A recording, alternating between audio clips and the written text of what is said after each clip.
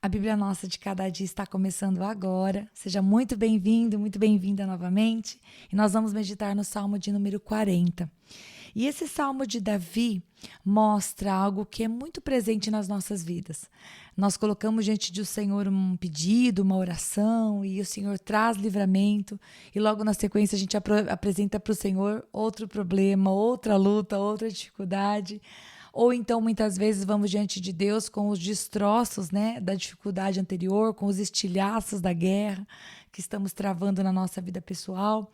É como se esse salmo pudesse dizer para nós assim: sim, é assim que funciona a nossa alma, né? É assim que nós lutamos as nossas batalhas. Em geral, uma atrás da outra. Às vezes há períodos de trégua, é verdade, mas em geral, quando não estamos lutando as nossas batalhas, estamos lutando as dos outros, seja quando estendemos a mão para ajudar, seja quando ficamos em oração. Quantas vezes não podemos fazer nada fisicamente, mas estamos ali em oração pedindo que Deus venha fazer alguma coisa na vida do nosso irmão. E isso também é luta, também é batalha. Vamos começar? Muito bem. Esse salmo, ele é um salmo de louvor, né? Ele é um salmo também de súplica por livramento, e ele também é um salmo messiânico, e a gente vai ver o porquê. Versículo de número 1, na Nova Versão Internacional, fala assim: Coloquei toda a minha esperança no Senhor. Ele se inclinou para mim e ouviu o meu grito de socorro. Duas observações. Na revista atualizada, na versão revista atualizada, diz: Esperei confiantemente pelo Senhor. É um pouco diferente de coloquei toda a minha esperança no Senhor, mas eu quero mencionar essa outra versão porque essa palavra esperei, no original hebraico, significa esperei, esperei, e esperei. E dá-nos a compreensão, né? Amplia a nossa compreensão para o fato de que Davi está aqui dizendo para nós que ao colocar a sua confiança, a sua esperança no Senhor, embora a resposta não tenha vindo de maneira tão rápida quanto ele desejava, porque a palavra no hebraico dá essa ideia de esperar e esperar e esperar, nós vamos ver logo mais que o Senhor respondeu a oração. Isso é um ânimo para nós, para dizer que se você está orando por algo, você colocou sua confiança no Senhor e você está tendo que esperar e esperar, saiba que a resposta não veio, não é porque Deus é surdo, porque Deus ele é incapaz de fazer o que você está pedindo ou porque você não merece. Não necessariamente se aplica a essas três razões. Deus ama você e Ele sabe o motivo pelo qual algumas coisas que você tem orado diante de Deus todos os dias têm demorado um pouco mais para chegar. Não deixe de orar e não deixe de crer. Siga o exemplo de Davi, ok? Coloque a sua confiança e veja o que diz o final do versículo 1, né? E ele ouviu meu grito de socorro. E agora eu quero fazer uma outra observação sobre o versículo 1. Quando a gente lê, né, coloquei toda a minha esperança no Senhor, ou esperei confiantemente pelo Senhor, às vezes a gente pode pensar naquela oração calma: ó Deus, me ajuda, Senhor, estende a tua mão. Mas quando a gente vê o final do versículo 1, aqui diz: e ele ouviu o meu grito de socorro.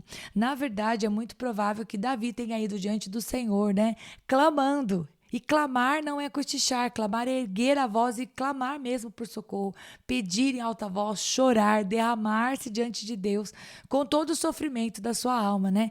Então, muitas vezes a gente acha que as nossas lágrimas diante de Deus podem representar um drama, né? Mas não. O Senhor gosta muito, o Senhor se alegra quando nós vamos diante dele e realmente colocamos diante dele o nosso sofrimento, as nossas emoções, as nossas ansiedades.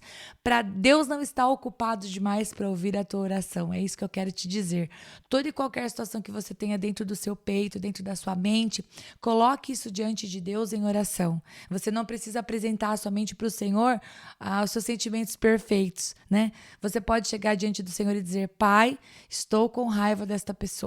Senhor, eu sei que eu não posso ficar com raiva, então me ajude a perdoar. Você não precisa fingir para Deus que você não está com raiva. Ao contrário, abra o seu coração e ponha todos os sentimentos na mesa diante de Deus. Faça realmente orações e alivie o seu coração, mas não somente alivie o seu coração, né? Esteja pronto para receber diante de Deus perdão e forças para agir da maneira que Ele quer que você venha agir. Ok? Não guarde nada aí.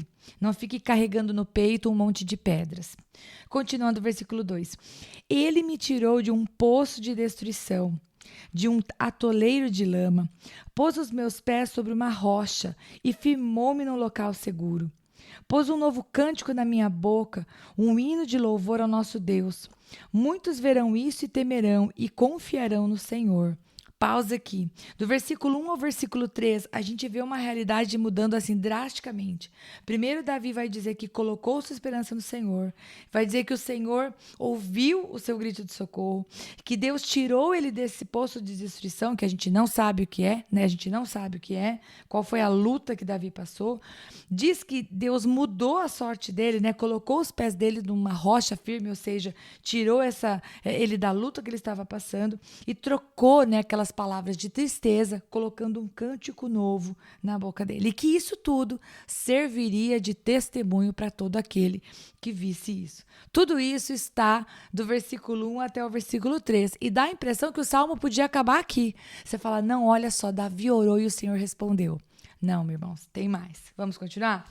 Versículo 4. Como é feliz o homem que põe no Senhor a sua confiança e não vai atrás dos orgulhosos, dos que se afastam para seguir deuses falsos. Como é feliz ou bem-aventurado. Aqui Davi vai realmente louvar a Deus, né, e engrandecer o nome das pessoas que dependem do Senhor ao invés de depender das pessoas. E aqui Davi estende a sua própria adoração. Ele vai dizer, Senhor meu Deus, quantas maravilhas tem feito, não se pode relatar os planos que preparaste para nós. Eu queria proclamá-los e anunciá-los, mas são por demais numerosos. Pausa, as bênçãos que Davi recebeu e ao notar os planos, a quantidade de planos que o Senhor tem para nós, Davi diz, eu não posso contar. São inumeráveis, né? São muito numerosos. Então, eu quero proclamá-los. E olha só, ele vai dizer assim, os planos que preparaste para nós. É como se Davi olhasse e pensasse assim, Pai, essa luta que eu passei, que foi acompanhado do Senhor ouvir a minha oração e me tirar dessa condição, Pai, isso faz parte do seu propósito. É um caminho para eu chegar onde o Senhor quer que eu chegue, né? É interessante a gente olhar por essa ótica de Davi, né? De pensar que, sim, algumas vezes estamos passando por alguns vales que são fruto das nossas escolhas, mas muitas vezes estamos passando por um processo em que Deus quer realmente aproximar o nosso coração dele, né? A história seria muito diferente se Davi, ao invés de levar diante de Deus a sua oração e o seu clamor e o seu grito de socorro, ele tivesse resolvido fazer festa, se embriagar, se prostituir com as mulheres, criar postes ídolos no seu reino, sei lá, que mais?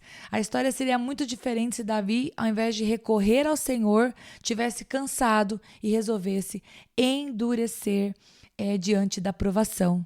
Uma vez eu li uma coisa que eu não sei se eu vou lembrar agora, mas parece que era uma coisa do tipo assim, o mesmo fogo que estoura o milho da pipoca, né? Cumpre o propósito no milho da pipoca, também é aquele que endurece o barro, uma coisa assim. Eu não tenho certeza se era assim, mas a ideia era dizer que as pessoas passam pelas mesmas provações de maneiras diferentes. Algumas se voltam para Deus e se aproximam e são moldados, né? Como o oleiro quer que eles sejam moldados, e outros secam, endurecem e procuram o caminho que não é o caminho bom, que é o caminho dos orgulhosos, como a gente acabou de ler. Continuando, versículo 6. Sacrifício e oferta não pediste, mas abriste os meus ouvidos. Holocaustos e ofertas pelo pecado não exigiste. Então eu disse, aqui estou. No livro está escrito ao meu respeito. Vamos ver alguns textos? Eu quero que você anote, caso você não queira abrir, ou preste apenas atenção no que eu vou ler. 1 Samuel 15, 22 fala a respeito dessa coisa de holocaustos e sacrifícios não quisestes, né? Samuel, porém, respondeu, e aqui Samuel está exortando Saul, que foi o rei que reinou antes de Davi. Então, Davi tinha aí uma história para se lembrar a respeito, né?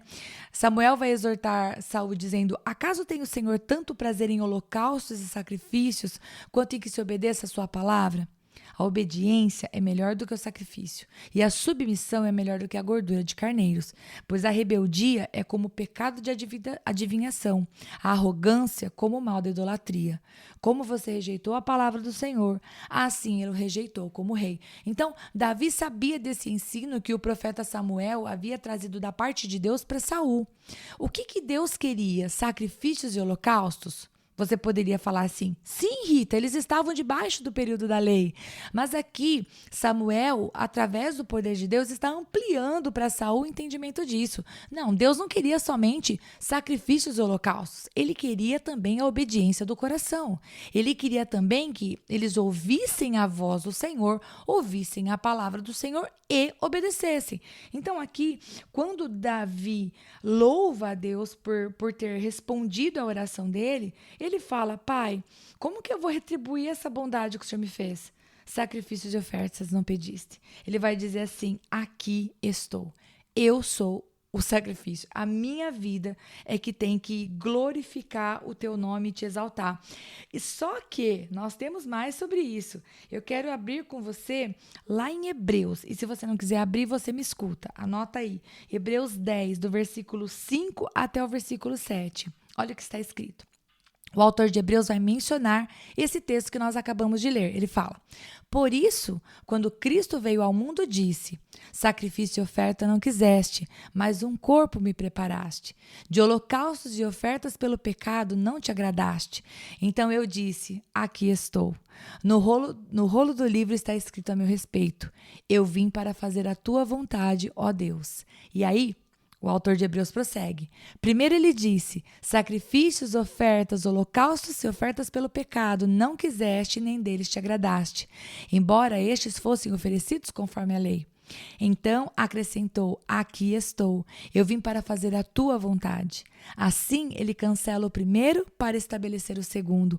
Pelo cumprimento dessa vontade, fomos santificados por meio do sacrifício do corpo de Jesus Cristo, oferecido de uma vez por todas. E aqui o próprio autor de Hebreus explica para nós, porque a Bíblia explica a própria Bíblia, eu escutava isso do meu professor, sabemos que esse texto ele se refere a Cristo. Né? Quando diz aqui estou, obviamente Davi está também oferecendo a sua vida para Deus, para dizer: Pai, posso te dar carneiros, posso te dar holocaustos? Eu posso te dar animais em sacrifício? Eu posso, mas eu quero te dar a minha vida. Mas nós sabemos que plenamente isso se cumpriu na vida de Cristo, como o autor de Hebreus nos mostra. Ele foi o sacrifício oferecido de uma vez por todas. Ele disse: aqui estou. E por isso este salmo é um salmo messiânico, que aponta para o nosso Messias.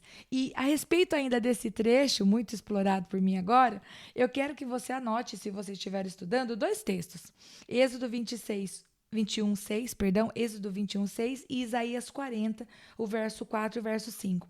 Porque nesse mesmo texto diz assim: mas abriste os meus ouvidos. E eu quero colocar esse abriste os meus ouvidos de duas maneiras. E eu quero te ensinar algo. O escravo, de acordo com a lei, quando uma pessoa se tornava escravo e dizia: eu não quero a minha liberdade, eu quero permanecer nessa família, né? Quando ele tinha a oportunidade de ser livre. Então, o seu dono furava a sua orelha, e aquele escravo de orelha furada passava a ser escravo daquela família pela vida toda. Mas entenda, ele tinha escolhido permanecer, né? Então, eu vou ler para você, na verdade, desde o versículo 5. Eu falei Êxodo 21:6, mas eu vou ler desde o 5. Fala assim, ó: se porém o escravo declarar: eu amo o meu senhor, a minha mulher e os meus filhos, e não quero receber a liberdade, o senhor dele o levará diante dos juízes. Terá que levá-lo à porta ou à lateral da porta e furar-lhe a orelha. Assim ele será o seu escravo por toda a vida. Então, um escravo de orelha furada significava que ele tinha um dono, que ele tinha esse dono por toda a vida e que ele tinha escolhido esse dono. Então, um dos sentidos de mas abriste os meus ouvidos, alguns historiadores, alguns estudiosos da palavra dizem que pode ter esse sentido. Davi estava dizendo: o Senhor abriu a minha orelha, né? O Senhor furou a minha orelha, mas porque eu escolhi te servir, ser o seu escravo por minha vida, por toda a minha vida. Esse é um dos sentidos. E também nós podemos ter um outro sentido, que é o sentido de realmente o Senhor abrir os nossos ouvidos para que a gente consiga ouvi-lo. Porque essa também é uma dificuldade, né, meus irmãos? Muitas vezes vamos diante de Deus Deus em oração e colocamos várias petições e a gente não para escutar o que Deus está falando. Ou às vezes a gente fica lá paradinho e parece na nossa alma ansiosa que Deus está demorando para falar e você levanta e vai fazer comida, levanta e vai cuidar da louça. Você está perdendo e eu estou perdendo a oportunidade de ouvir a Deus. Se bem que o Senhor ele não está limitado ao fato de você estar sentado. Quantas vezes o Senhor não falou comigo enquanto eu estava fazendo uma atividade de casa, cuidando da minha família, dobrando uma roupa, limpando alguma coisa, e vem a voz do Espírito Santo e fala conosco, e nos traz paz, e nos traz uma direção, e nos traz uma ideia, e nos põe um sentimento de perdão por alguém que nos ofendeu. Enfim, assim é Deus. Eu vou ler o texto aqui de Isaías para você. Isaías 50, verso 4, vai falar assim: O soberano Senhor deu-me uma língua instruída para conhecer a palavra que sustém o cansado. Ele me acorda manhã após manhã, desperta o meu ouvido para escutar como alguém que está sendo ensinado.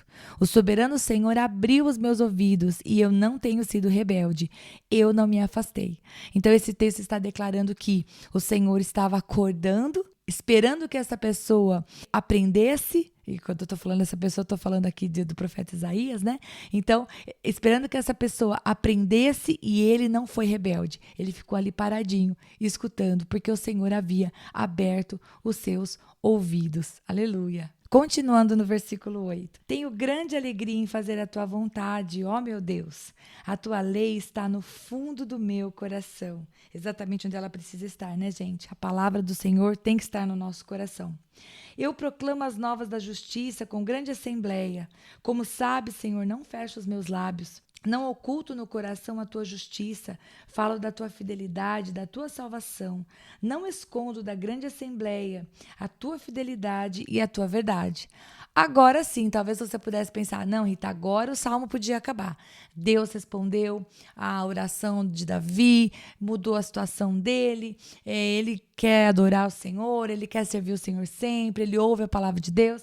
Mas não, meus irmãos, nós temos aí mais por vir. E aí é quando nós vemos Davi apresentando mais uma situação dolorosa diante de Deus. Ele vai dizer, verso 11, não me negues a tua misericórdia, Senhor, que o teu amor e a tua verdade sempre me protejam, pois incontáveis problemas me cercam. As minhas culpas me alcançaram e já não consigo ver. Então aqui Davi vai dizer, as culpas estão ao meu redor. As culpas por conta de alguma coisa que ele tomou, alguma decisão que ele tomou errada, por conta de alguma coisa que ele fez, não sabemos, a Bíblia não diz. Mas ele fala de maneira muito sincera, já não consigo ver. E tudo bem.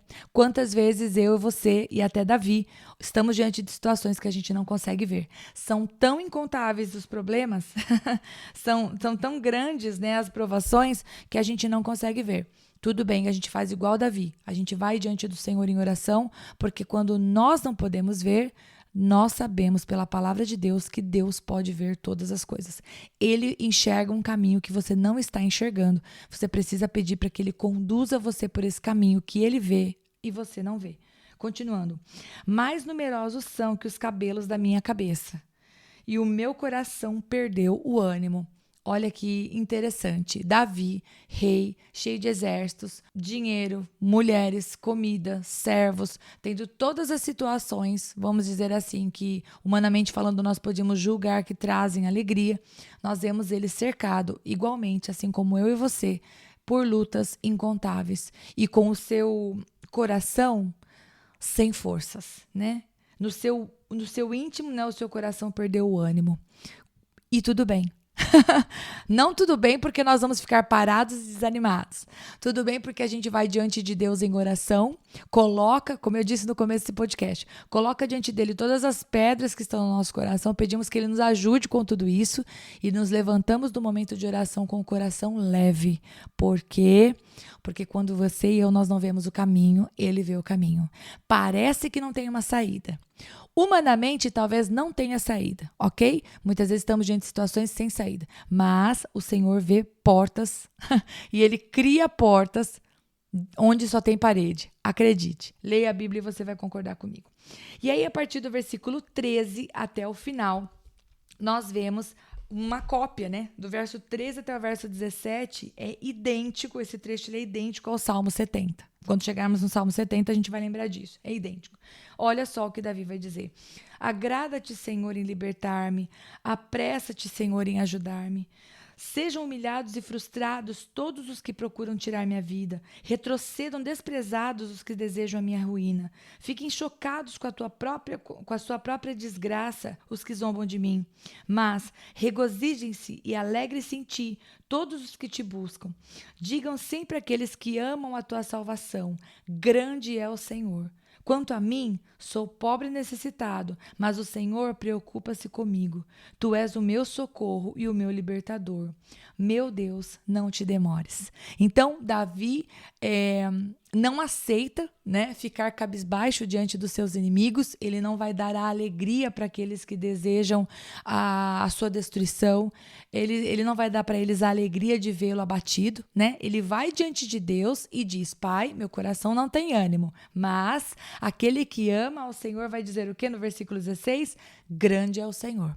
Então ele se levantava ali diante do Senhor e ele dizia: Deus, não te demores, mas eu vou continuar lutando, eu vou continuar para a batalha, eu vou fazer tudo o que eu tenho para fazer, mas o Senhor sabe como eu estou por dentro e diante do Senhor eu te apresento a minha oração, a minha súplica. E a súplica de Davi é: Senhor, por favor, apressa-te. Não te demores, né? Ajuda-me. Primeiro ele fala isso no verso 13 e depois no verso 17. Se essa é a sua realidade, e nós vamos terminando por aqui esse podcast, a meditação desse salmo, que o seu coração não se desfaleça no meio da luta, por mais que você já esteja esperando há muito tempo, mas não desista. Continue orando, falando com Deus, não deixe acumular coisas no seu coração, não se volte contra as pessoas que estão mais próximas de você, não desconte nelas a sua frustração, dependa do Senhor e continue com seus olhos fixos nele. Ainda que você tenha que dizer, como Davi em oração: Pai, por favor, se apressa, por favor, Senhor, abre essa porta. Ainda que você tenha que falar isso para Deus, fale com amor, fale com reverência e não desista. Você que ama a Deus, diga: grande é o Senhor, porque realmente Ele é. Eu te espero, se Deus me permitir, no Salmo de número 41, que é o último salmo do livro de número 1 do Saltério. Amém? Deus abençoe muito você em nome de Jesus.